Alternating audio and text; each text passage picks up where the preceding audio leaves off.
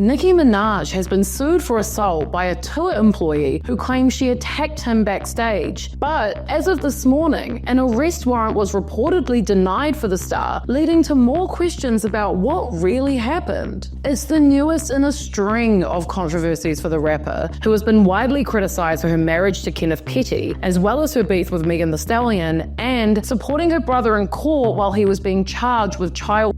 Will this be the final straw for fans? Are we seeing the downfall of the queen of rap, Nicki Minaj? In December, it was reported that Brandon Garrett, an employee on Nicki's Pink Friday 2 tour, had filed a lawsuit against her. According to the suit, Brandon alleges that after Nicki finished her show in Detroit in April 2024, she called him to a dressing room. He claimed that when he got there, 8 of her staff were also present, and Nicki had an issue with the staff for, quote, not knowing what they're supposed to do and who reports to who. According to the court filing, she then turned to another employee asking for his job position. This employee then explained that their responsibilities included stuff like venue dressing room setup, private jet setup, hotel room setup, quick change room refreshments, and tour bus setup. The same employee also added that further responsibilities included requests from Nicki that came through Brandon. Things like, quote, food orders, drinks, personal items, baby items, and most notably, prescriptions. Brandon said he clarified that he did send this employee to collect Nicki's prescriptions because he had other tour responsibilities that he was busy with, including helping Nicki with quick changes for stage. Now at this point, Nicki allegedly became visibly upset and angrily screamed at Brandon, saying, "Are you fucking crazy having him pick up my prescription? You have lost your fucking mind. And if my husband were here, he would knock your fucking teeth. You're a dead man walking. You just fucked up your whole life and you'll never be anyone. I'll make sure of it."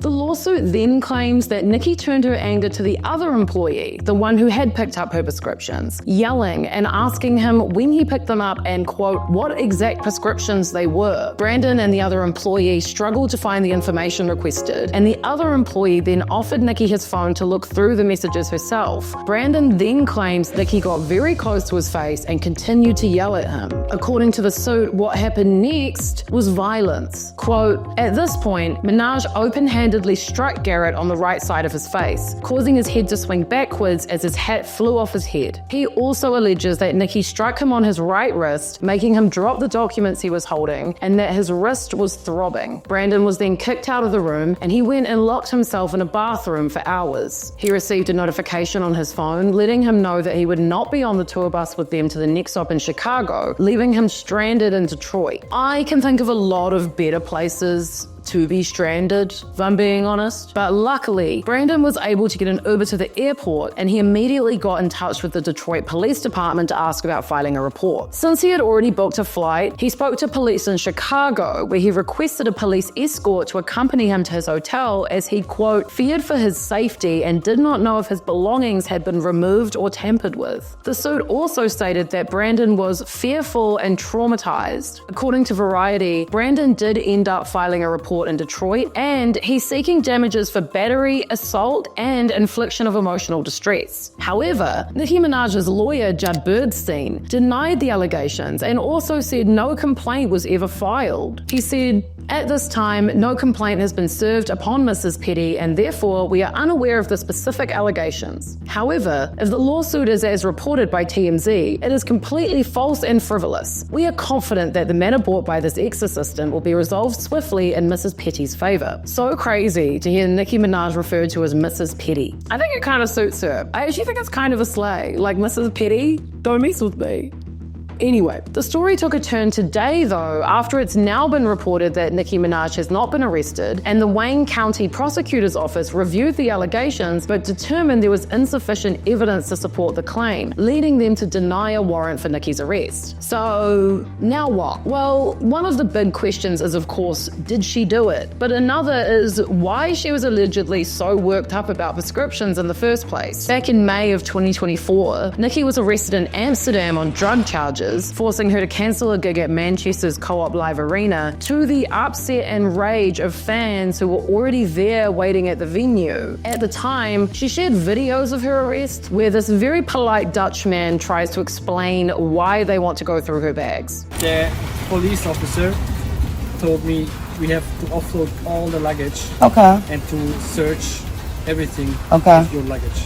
Because I filmed him. Yeah, he was like, he doesn't believe that you don't have more with you than you say. At the time, Dutch prosecutors told local media she was carrying 30 to 100 grams of cannabis, but Nicki claimed the pre-rolls belonged to her security guard and not her. Did I lie? Did I lie?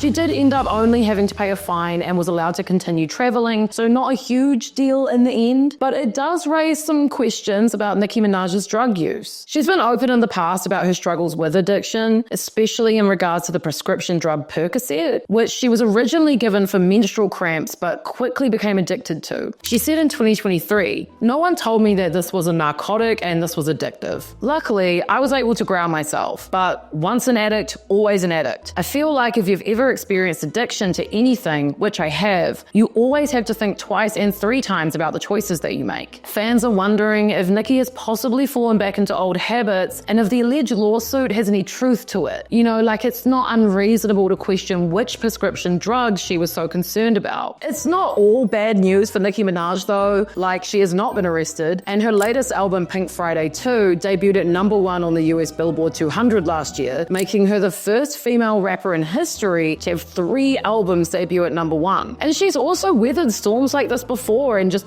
come back on top. I mean, she did that song with Tekashi 69. She came back just fine from that. She married a convicted rapist and has kind of come back just fine from that. And of course, there were her vaccine comments a few years ago where she said that her cousin's friend in Trinidad became impotent after he got the vaccine, saying his testicles became swollen. His friend was weeks away from getting married. Now the girl called off the wedding. So just pray on it and make sure you're comfortable with your decision, not bully. She came back fine from that too. Sorry. But, so does this mean Nicki Minaj is unbreakable? Is a lawsuit just a Wednesday for Nicki? Or is there something going on behind the scenes that might bubble over at some point? I'm not sure. I mean, Nicki Minaj is a pretty loose unit, so I'm not really surprised to hear about anything that she's said or done at this point. But if there is allegedly no evidence, then who knows, right? Will this lawsuit derail her empire, or will she keep rising above it like the rap queen she is? But honestly, if history has taught us anything, is that Nicki Minaj can come back from anything. A bad album, a questionable marriage, and a tweet about swollen testicles. So buckle up, because whatever happens next, it is guaranteed to be interesting. And hey, if you've got any hot takes on whether Nicki is guilty or just an innocent bystander in this drama, drop your thoughts in the comments, because after all, in the world of Nicki Minaj, we are all just trying to stay on her good side. I love you, Nicki. I love you, Barbs. Please be nice to me. I'm just saying what happened, okay? Please don't come for me. I'm a good person. I'm a nice person. People love me. I love Nicki Minaj, okay? Please don't be mean to me. I'm so scared of the Barbs.